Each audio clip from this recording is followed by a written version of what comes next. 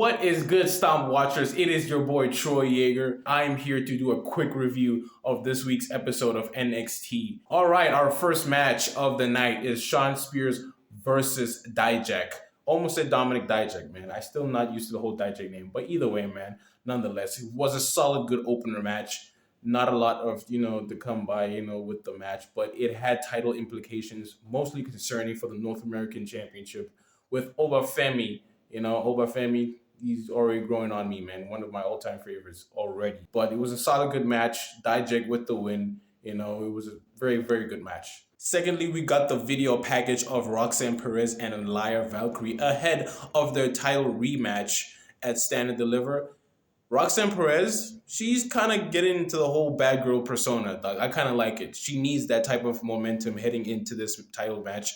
And I could do a little prediction right now, but, I don't want to, jump the gun or whatnot. But either way, man, Roxanne Perez obviously going after the NXT Women's Championship, the title that she technically didn't lose, but she lost in the ladder match. But either way, man, Lyra Valkyrie also looking forward to her title defense against her, but yet at the same time, she's looking for a bit of revenge or retribution. That is a match that I'm actually looking forward to, but hey man, solid, good video package. Our next match is Thea Hail versus Tasmin. Jasmine? Is it Jazmine Nix? Is it Jazmine Nix? Is it? I'm not sure. Alongside with Jessie Jane. Pretty good, women's match. Not all that forward, man. It's not really an eye-opener, all that stuff. Not really. You could skip along. You wouldn't miss a thing. Just continue the storyline of Thea Hail just trying to get back to the good graces of Chase U. She was doing the whole Bad Girls thing persona with JC. It didn't work out too well. Thea won the match at the end. We got actually a women's brawl. We might get a 6-woman, tag match at Stand Deliver. That's something to look forward to. But other than that, not much to miss. It was a good women's match. Pretty solid, but yeah. And moving on to the main attraction of Stand and Deliver, the video package, the time prime target of Melo and Trick. This rivalry could have possible levels of Gargano and Ciampa.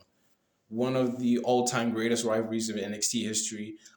Looking forward to this match. Hopefully there's a stipulation because, we need a stipulation. These two hate each other to the break, and we just need that, that fire.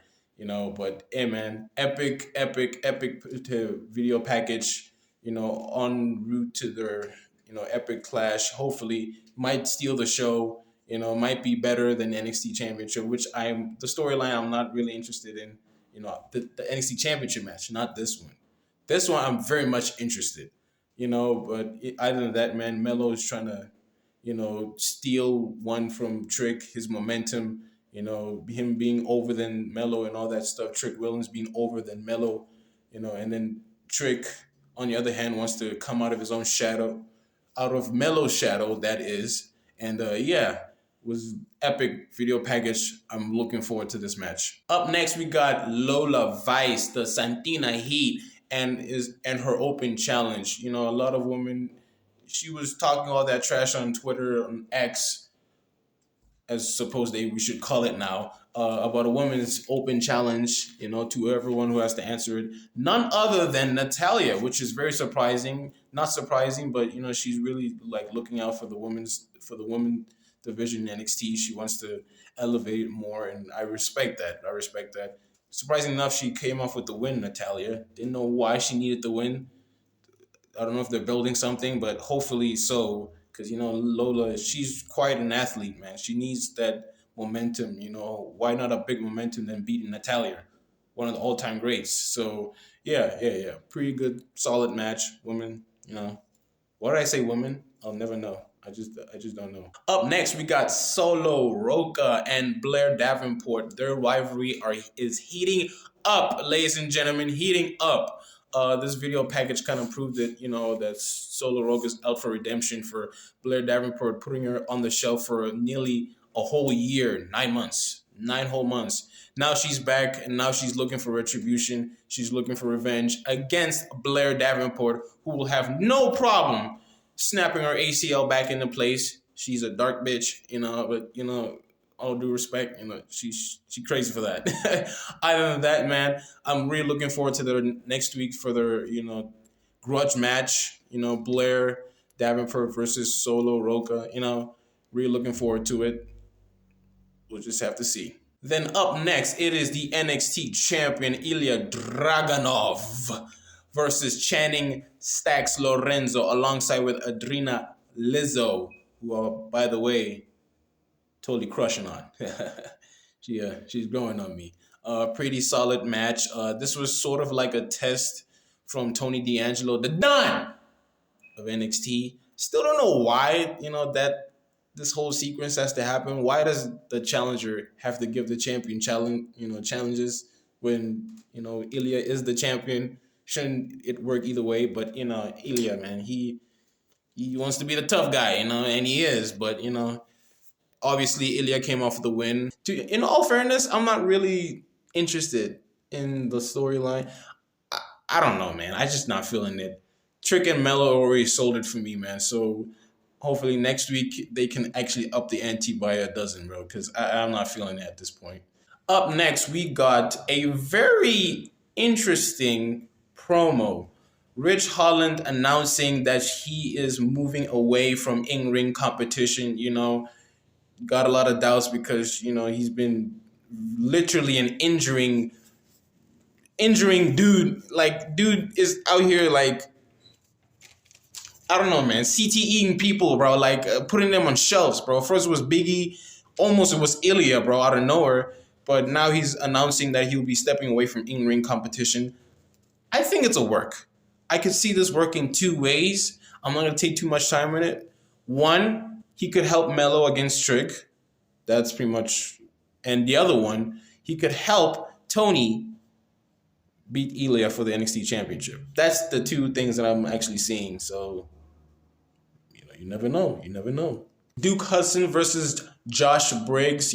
Pretty solid men meet, slapping meat scenario. A filler match. Not that all focus. The focus was actually on Josh Briggs, getting his lick back or trying to get his title opportunity for the first time against Obafemi, and Josh Briggs won against Duke Hudson. Pretty good. And, it was announced that Obafemi wants both Dijak. Oh, Dijak was also in commentary, by the way. Now Obafemi is asking for a triple threat match, which Ava has accepted. So it'll be stand and deliver Obafemi versus Josh Briggs versus Dijak in a triple threat match for the North American Championship. Looking forward to that. Really am. And in the main event of the show, it is the tag team qualifying match. The wolfdogs versus the Aplha Academy. If Aplha Academy wins, they are added to the stand and deliver tag team title match. It will be turned into a triple threat match. The other qualifying match is next week between three teams, which is the OC, LWO, Nathan Frazier, and Axiom. OC got a little backstage segment with the wolfdogs, early in the night. Hopefully that's pretty much the angle they're gonna go with, OC versus the wolfdogs. But the main event was a solid match, solid match. Aplha Academy brought their A game. Otis, who I believe was the MVP of that match, but Braun Breaker, jeez, bro, that guy is something else, man. He's a star, bro. He's a star. By the time in 2020, probably 6, I think you probably win the Royal Rumble. Like, the dude is just that damn good, bro. He's just that damn good. But other than that, man, it was a pretty solid good show. Not